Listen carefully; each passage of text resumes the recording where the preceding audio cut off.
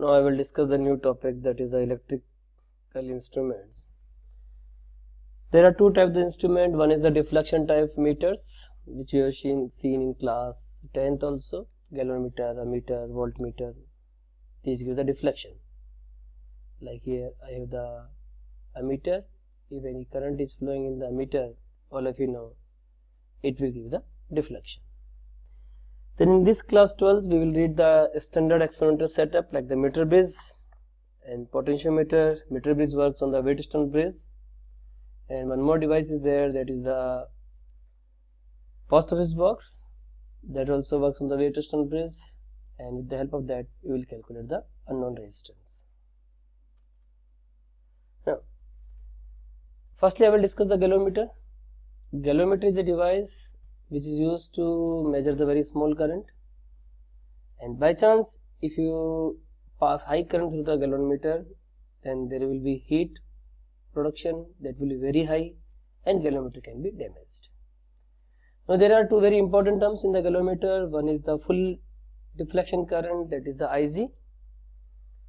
It is the current at which the needle deflect at full scale, and another term is the coil resistance, that is RG, or sometimes we will write only G.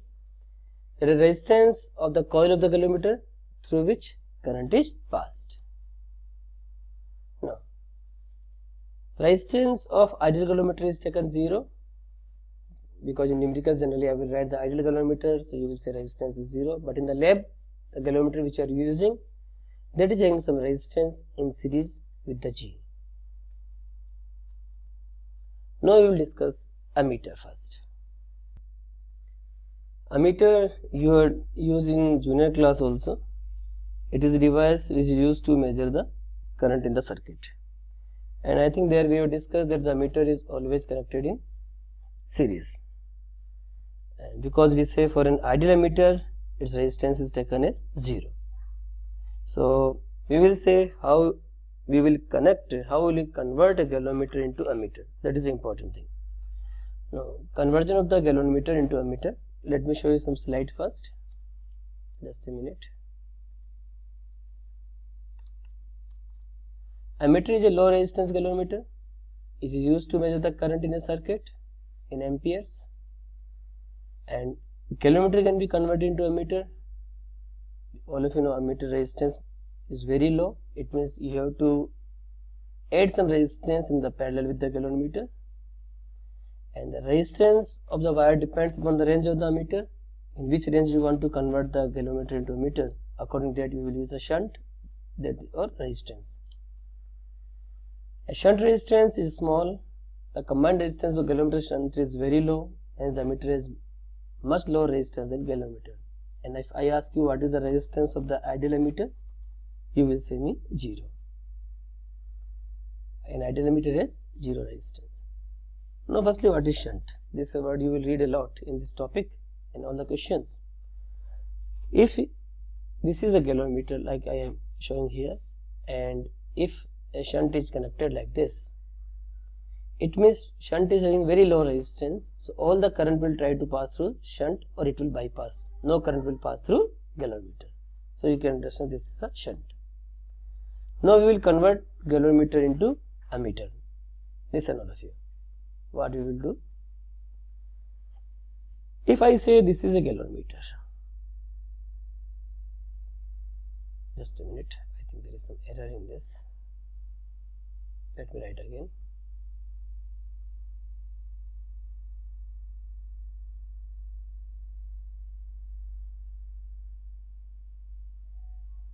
Again there is some error in the software. Let me check it first.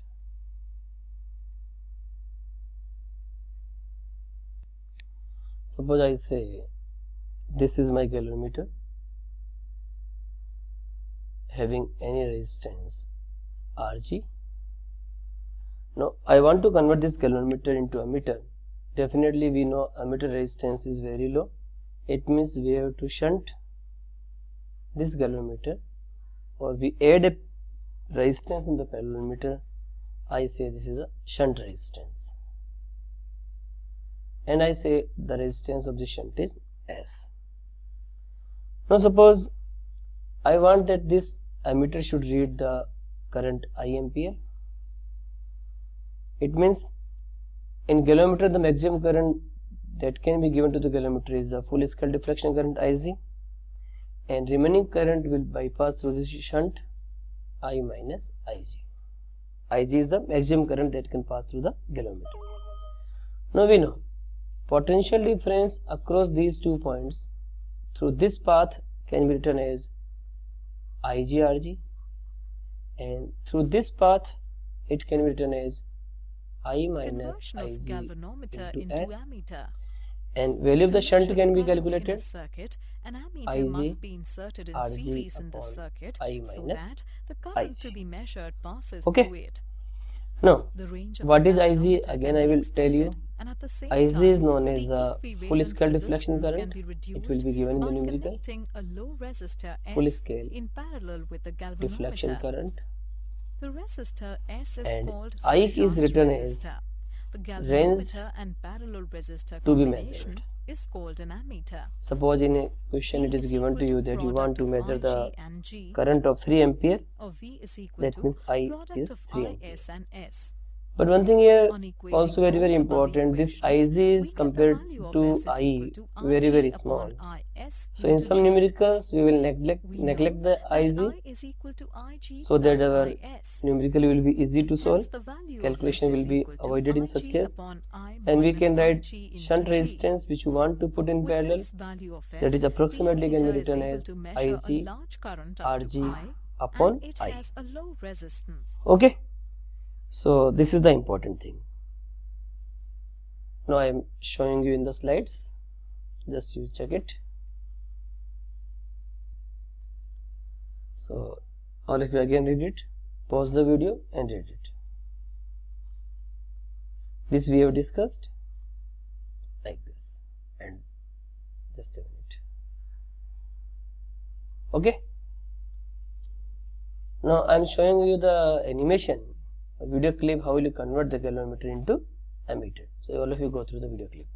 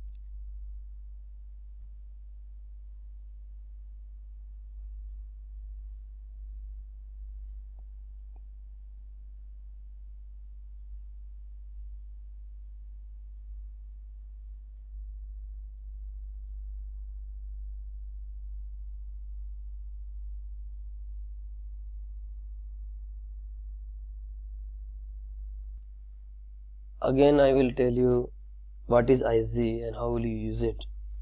Suppose I say I have the galvanometer, and for this galvanometer Ig given me, that is half ampere. It means when current is 0.5 ampere, the needle will give me full deflection. Okay, but what I want to measure the current of 10 ampere through it. I say I want to measure the current of 10 ampere through it. Now what we have to do, we will put a shunt, or we put a resistance in parallel to this G. I say this is the resistance S. Okay.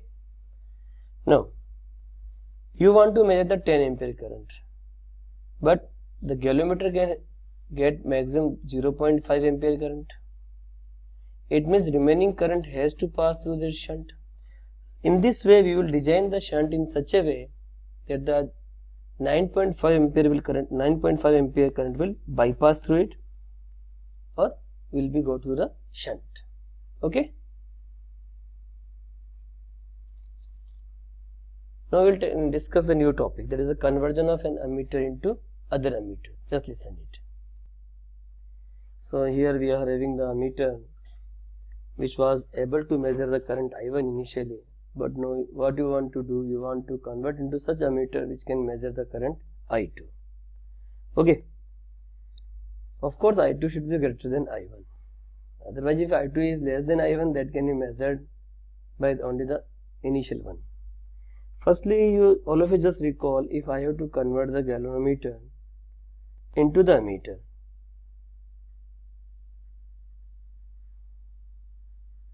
and I say the full scale deflection current is Ig, and the ammeter you want to convert the galvanometer into ammeter, that ammeter should be able to measure the current I. All of you know you have to add some resistance or shunt in the parallel, that is S. Value of the S can be easily determined, like I say, if I say this is the galvanometer and I put a shunt resistance in parallel, and the current, the maximum current which was able to pass through galvanometer is Ig, and the current that should pass through this ammeter should be I, this shunt should be I minus Ig.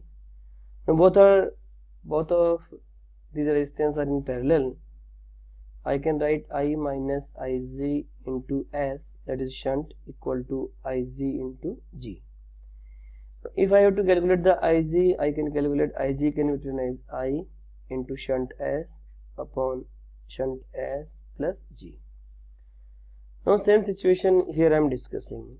I have the, in place of the galvanometer, already I am having the ammeter which can measure the current, that is I1. It means I1 is the maximum current that can pass through this ammeter. You can say it is a full scale deflection current. But you want to convert it into the ammeter which is able to measure the I2. It means in parallel to this ammeter we have to put a shunt S. S I have already taken, here I can take S dash, and this current is I2. All of you know in this bypass circuit the current will be I2 minus I1. Again all of you use the potential difference across these 2 points across along the two different path.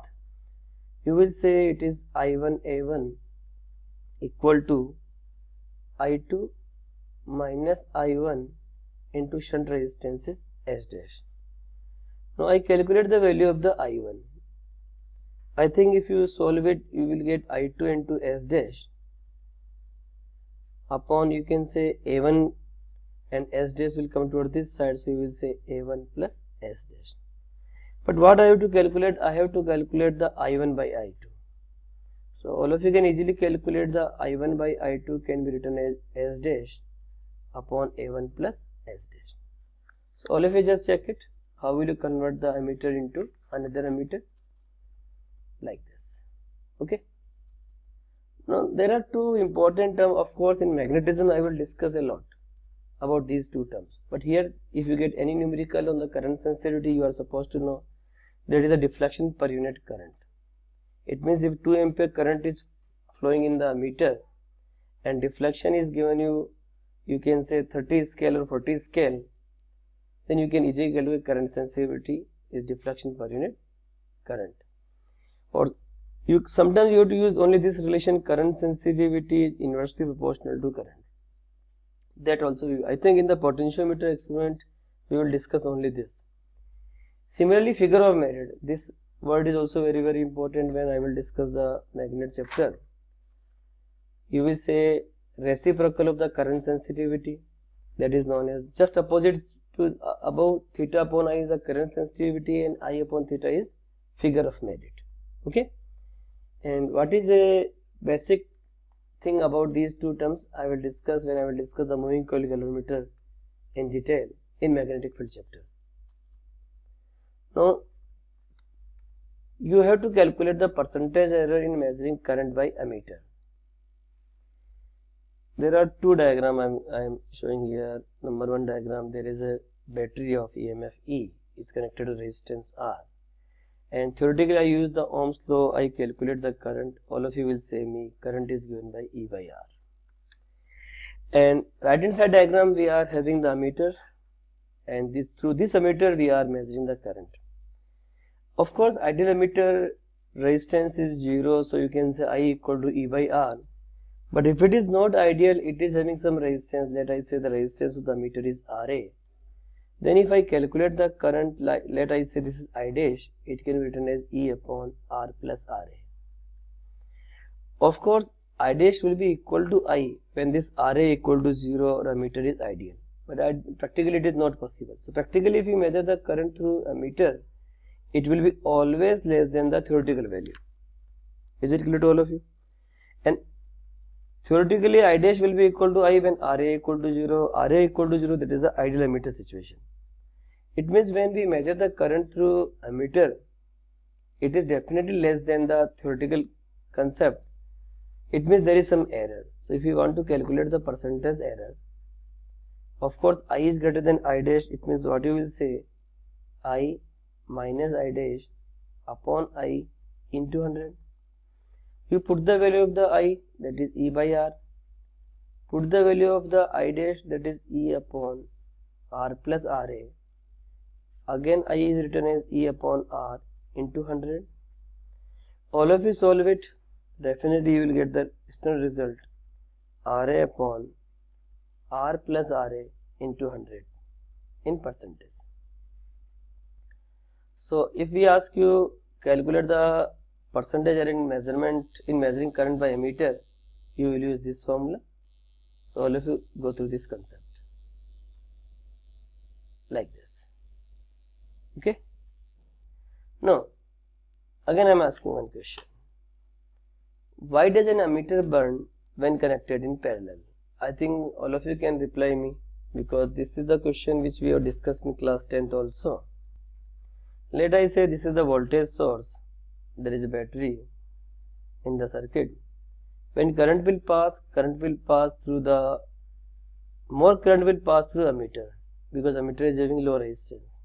So when more current will pass through this ammeter, more heating will be there in the ammeter, and more heat will be burned, more heat will be there, and ammeter can catch the fire. I am showing the final answer on the next slide. All of you just read it.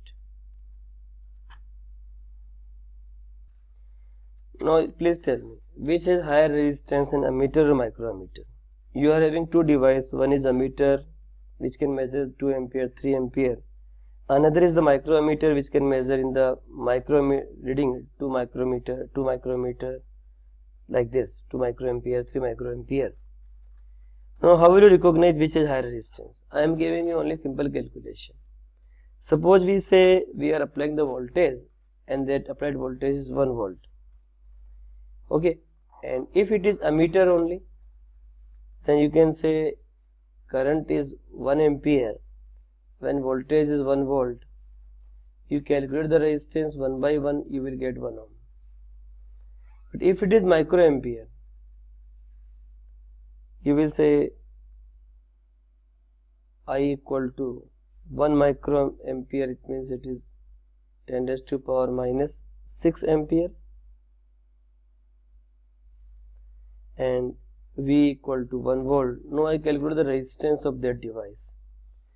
Means what we are calculating, if we are applying the 1 volt to this ammeter or this microammeter, it should able to read at least 1 ampere or 1 microampere. We are thinking that. In this way we are calculating the resistance. Resistance is given by V upon I. We will say 1 upon 10 raised to power minus 6, it is 10 raised to power 6 ohm. So I think all of you are getting the answer. The microammeter is having more resistance compared to ammeter. So all of you just read it.